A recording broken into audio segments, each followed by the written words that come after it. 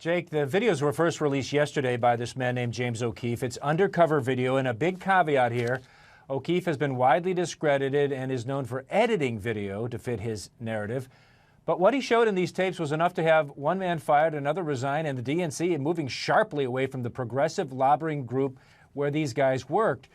First, the video. In this one released yesterday, a man named Scott Fovel, that's him, who was a contractor for Democracy Partners, is seen and heard discussing hiring people to attend Trump rallies and basically to start fights.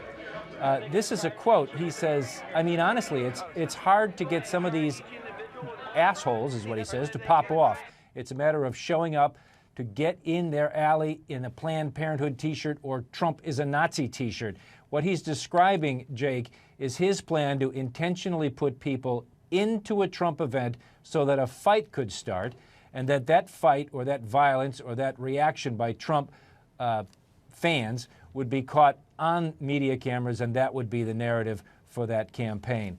That man, Scott Fovel, who you just saw being recorded undercover, has been fired. The guy who hired him, Bob Kramer, is also on that video. He's the one who was under contract with the DNC. His wife is a congressman from Chicago, Jan Schakowsky. I just spoke with Bob Kramer on the phone, and he said that Fovel, the man on tape, is basically a braggart. He told me basically this was barroom talk, and with respect to his comments on tape, they are flat out wrong. We have gone to extreme measures to ensure no violence took place at any of our events. Basically, his events were counter demonstrations or counter news conferences at Trump events. He pointed out that his contract with the DNC began in June. That was 2 months after the violence in Chicago.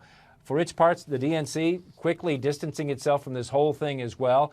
Here's a statement they wrote us. The practices described in video by this temporary regional subcontractor do not in any way comport with our long-standing policies on organizing events, and those statements and sentiments do not represent the values that the committee holds dear.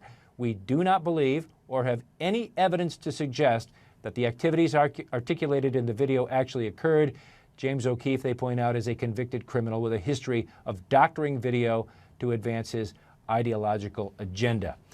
O'Keefe is indeed a convicted criminal. He pled guilty to a misdemeanor charge for breaking into Senator Mary Landrieu's office several years ago, but Bob Kramer has a record too. He was convicted of bank fraud.